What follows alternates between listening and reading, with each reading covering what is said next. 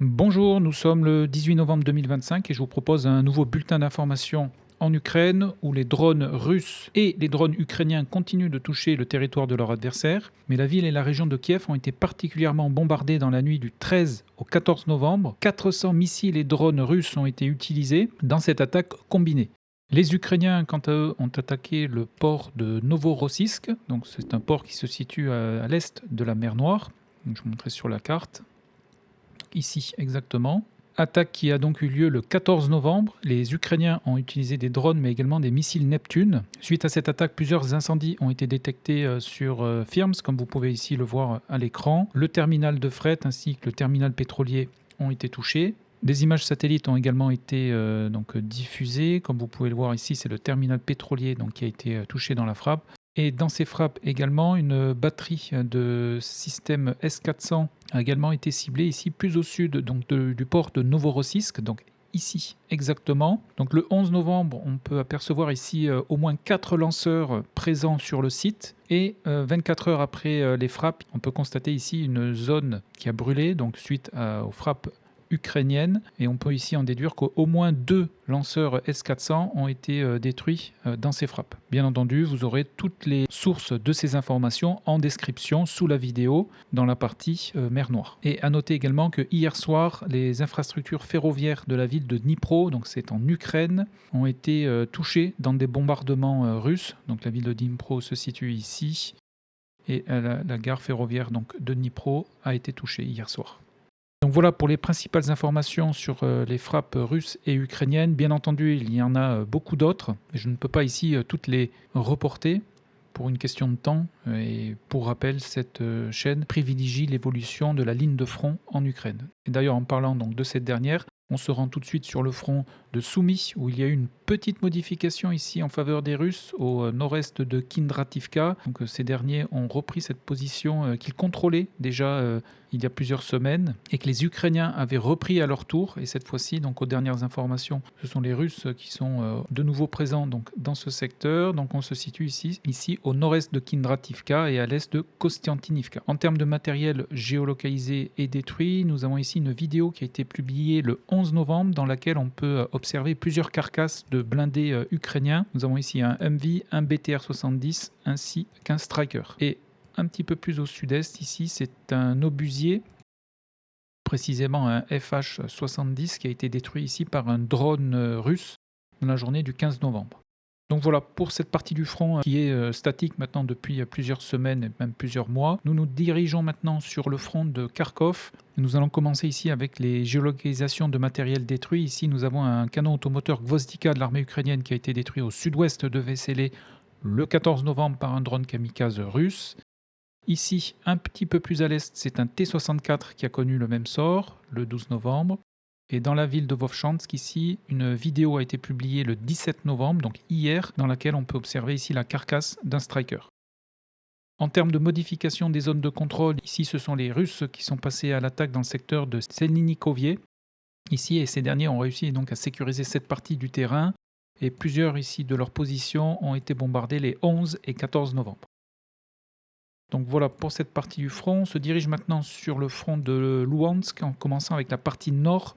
Ici, nous sommes à la frontière avec l'oblast de Belgorod en Russie. Dans ce secteur, les Russes, et plus précisément, et une fois de plus, leur infanterie est passée à l'attaque dans le secteur de Odratnie, Boloivka et Dvoryshanskie. D'ailleurs, dans ce village, des éléments avancés russes ont hissé leur drapeau hier dans la journée, ce qui leur a permis ici de sécuriser cette partie du terrain qui correspond à plus de 30 km² dans ce secteur. Et en termes de géolocalisation de matériel détruit, nous avons un Gvozdika ukrainien qui a été détruit le 2 novembre par un drone kamikaze. Et ici, une vidéo a été publiée le 12 novembre dans laquelle 2 chars ukrainiens, dont au moins un T-72, le numéro 549, a été détruit.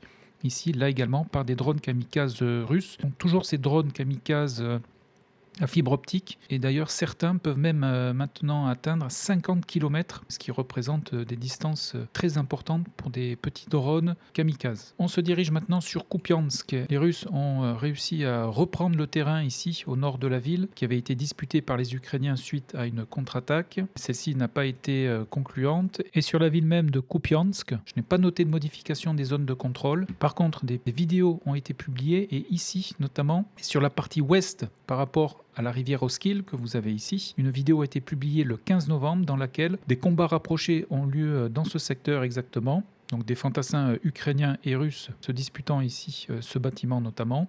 Et à l'est de Kupiansk, donc à l'est de la rivière Oskil, une vidéo a été publiée hier dans laquelle on peut observer la présence de l'infanterie ukrainienne dans ce secteur. Les Ukrainiens, ici, en date du 10 novembre, ont tenté d'acheminer des blindés dans le centre de Kupiansk, mais ces derniers ont été interceptés par des drones kamikazes russes, et les 3 ici ont été détruits donc dans cette journée du 10 novembre. Donc on a 2 BMP-1 et un BMP-2. Donc les combats continuent pour la ville de Kupiansk. Sur la partie est, ici, on note un nivellement de la ligne de front ici au profit des Russes qui ont donc sécurisé de nouveau ces parties de terrain. Et ici, je laisse ce secteur dans la zone grise car malgré l'avancée des Russes ces dernières semaines, ici, donc dans ce secteur, de nombreuses positions ukrainiennes ici ont été bombardées cette dernière semaine, ce qui sous-entend que ce secteur ici n'est pas sous contrôle russe et à mon niveau je laisse ce secteur ici dans la zone grise. Et là j'ai oublié ici au sud de Kupiansk, c'est un VBL ukrainien qui a été détruit le 14 novembre, donc sur la vidéo on le voit le blindé en feu. Donc voilà, c'est pour cette partie nord du front de Luhansk. Nous allons nous diriger sur la partie sud. Il y a eu également là peu de modifications, mais au sud du village de Derilovier, ici, une vidéo a été publiée ici le 13 novembre dans laquelle un VBL ukrainien emprunte ici cet axe tout en ouvrant le feu sur la forêt où donc sont supposés être présents donc des fantassins russes. Donc j'ai passé ce secteur ici dans la zone grise. Et ici, à l'est de Novoselivka, c'est une position russe qui a été bombardée le 14 novembre. Donc voilà pour ce secteur donc au nord de Liman. Et à l'est de Liman, ici, on note une avancée des Russes, plus précisément au nord de Yampil, donc cette dernière semaine. Et dans la dernière vidéo ici, des éléments russes avaient été bombardés à l'est de Liman, mais cette dernière semaine, je n'ai plus eu d'autres confirmations visuelles de leur présence ici, donc je laisse ce secteur ici dans la zone grise à mon niveau. Donc voilà pour le secteur de Liman. Nous allons maintenant nous diriger vers le secteur de Siversk, où les Russes ont franchi la petite rivière Donetsk que vous voyez ici, puisque des éléments avancés russes ont hissé plusieurs drapeaux donc de leur armée dans le village de Dronivka le 14 novembre, ce qui leur a permis ici de sécuriser cette partie du terrain au nord de ce même village. Ensuite, sur Siversk, cette dernière semaine, des fantassins russes ont été pris à partie par des drones kamikazes dans le sud de la ville, qui a eu pour effet ici d'étendre la zone grise en défaveur de la zone précédemment sous contrôle de l'armée ukrainienne. Au sud de Siversky, je n'ai pas noté de modification des zones de contrôle. À noter que le village de Vanivka ici a été bombardé par l'artillerie russe hier dans la journée, ce qui sous-entend que ce village est toujours aux mains des Ukrainiens.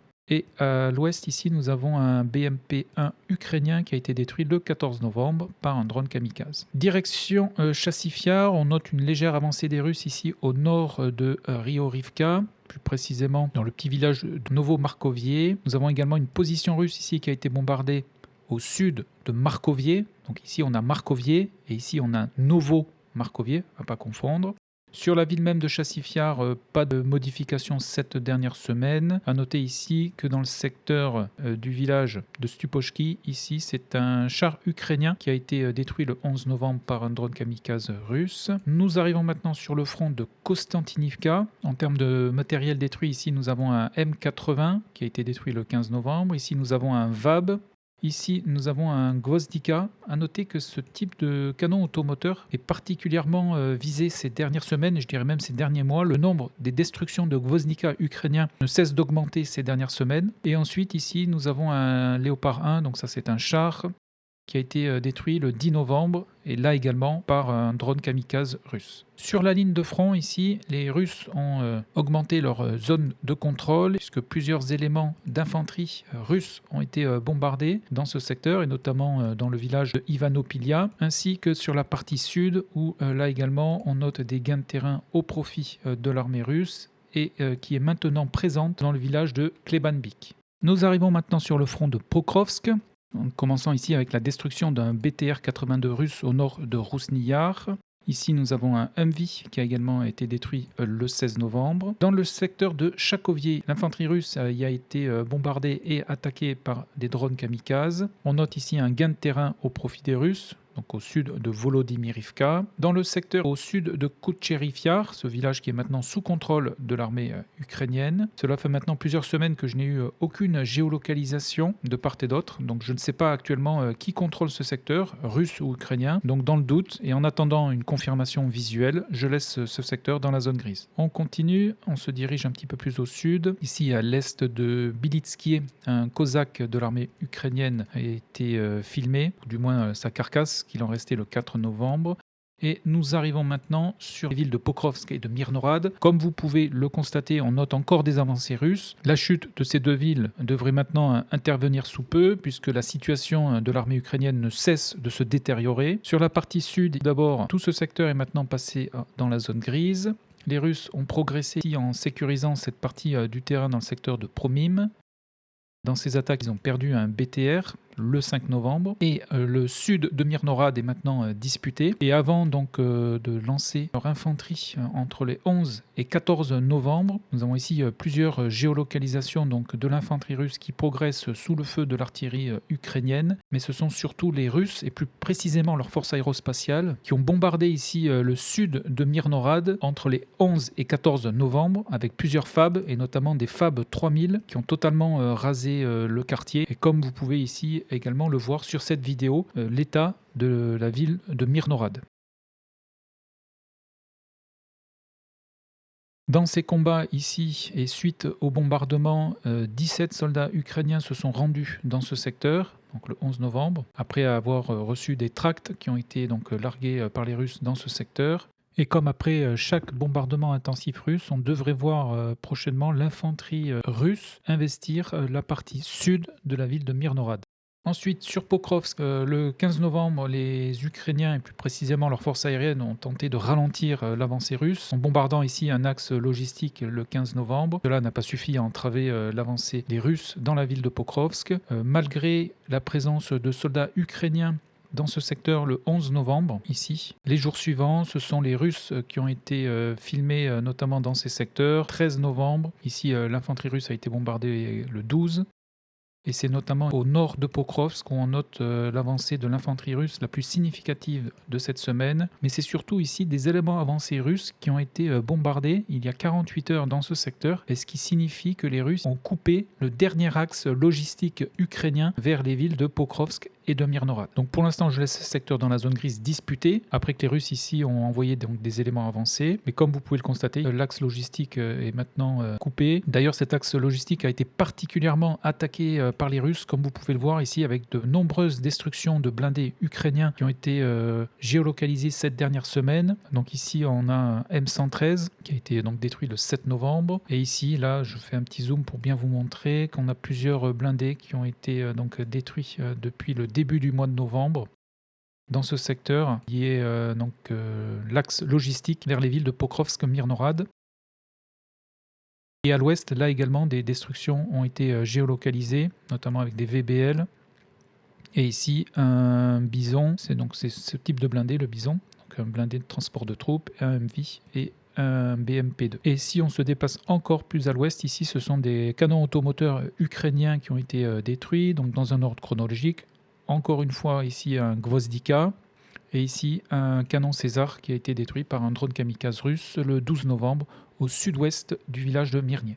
Donc voilà pour ce secteur de Pokrovsk où, comme vous pouvez le constater, les villes de Pokrovsk et de Mirnorad sont en train de tomber. Les Russes continuent d'augmenter la pression et ils ont maintenant coupé l'unique axe logistique vers les deux villes. Nous arrivons maintenant sur le front de Dnipro, où là également les Russes ont avancé en lançant de nouvelles attaques.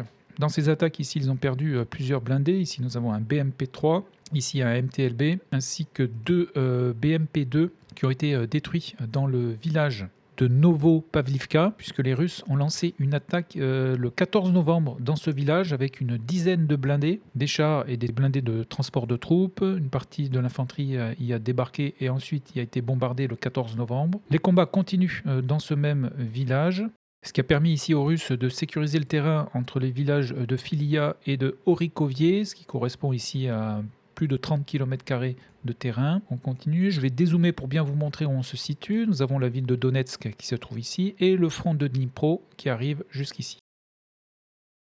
Au sud de Bidarilivka, nous avons un BTR-60 de l'armée ukrainienne qui a été filmé le 16 novembre.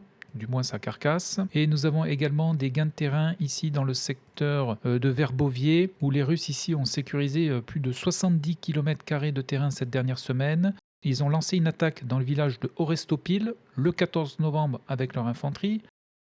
Plusieurs drapeaux y ont été hissés. Également dans le village de Haï, hier des éléments d'infanterie russe ont hissé là également leur drapeau dans ce même village. Et enfin, plus tôt dans la semaine, le 13 novembre ici, c'est le village de Danilivka qui a été attaqué par l'infanterie russe. Toutes ces informations ont permis ici aux Russes de sécuriser ces parties de terrain dans ce secteur et nous allons maintenant nous diriger vers le front de Dnipro Sud, donc qui fait la jonction ici avec le front de Zaporizhia. Comme vous pouvez le voir, nous avons la ville de Oulialpol, qui était la ville la plus importante de cette zone. Et d'ailleurs, les Russes n'ayant jamais réussi à approcher la ville depuis le sud, donc depuis le village de Marfopil, et c'est maintenant par l'est qu'ils ont réussi à trouver une faille dans le dispositif défensif ukrainien. Zone dans laquelle les Russes ici ont avancé de manière significative cette dernière semaine. Ce n'est pas moins de 60 km² de terrain qu'ils ont sécurisé. Donc plusieurs villages sont maintenant passés sous leur contrôle, Solotkié, Novie, Yabloukovie, ainsi que le village de Rivnopilia, où plusieurs drapeaux russes ont été hissés. Ici, le 10 novembre, une vidéo a été publiée dans laquelle on peut observer la carcasse d'un Cobra, donc c'est un VBL armée ukrainienne. Deux autres VBL ici ont été détruits les 11 et 12 novembre par des drones kamikazes. Et on note également une avancée russe à l'est de Oulialpol, où les Russes ici ont percé la défense ukrainienne qui était établie dans ce secteur. L'infanterie russe a donc ici progressé et a été bombardée les 14 et 15 novembre au nord de Vysokie et en direction de Zatishia, qui se trouve ici, qui est donc le dernier village ici au nord-est de Oulialpol, avant d'atteindre justement la ville de Oulialpol. Et d'ailleurs ici, Oulialpol maintenant n'est plus qu'approvisionné par cet axe que vous pouvez voir ici, donc c'est un axe principal, puisque l'axe du nord a été coupé par les Russes, cet axe qui monte jusqu'à Pokrovsky. Attention à ne pas confondre Pokrovsky avec la ville de Pokrovsk, ça n'a rien à voir. Ici, on se situe bien plus à l'ouest, puisque pour rappel, Pokrovsk, c'est ici. Donc les Russes ont coupé l'axe entre Pokrovsky et Oulialpol à hauteur du village de Danilivka le 13 novembre. Et maintenant, comme vous pouvez le constater ici, Oulialpol est menacé par le nord-est et l'est, où les forces russes ont percé ici les défenses ukrainiennes. Et nous allons terminer la vidéo avec le front de Zaporizhia, où je n'ai pas noté de modification des zones de contrôle ces 7 derniers jours. À noter qu'au nord ici de Plavny, nous avons ici des géolocalisations. De nouveau ici un Gvozdika qui a été détruit le 11 novembre par un drone kamikaze. Et ici ce sont deux VBL, et plus précisément des BAT qui ont été détruits le 13 novembre. Donc voilà pour les informations donc essentielles au 18 novembre 2025. En résumé, sur cette dernière semaine, on constate des gains records pour les Russes sur une durée de 7 jours, mis à part les premières semaines de la guerre, bien entendu. Pokrovsk et Mirnorad sont en train de tomber et c'est maintenant Oulialpol sur le front de Zaporizhia qui est menacé depuis l'Est où les Russes ont percé la ligne de défense ukrainienne. Voilà, et bien écoutez, je vous souhaite une excellente journée, prenez bien soin de vous et je vous donne rendez-vous dans une prochaine vidéo. Merci, à bientôt.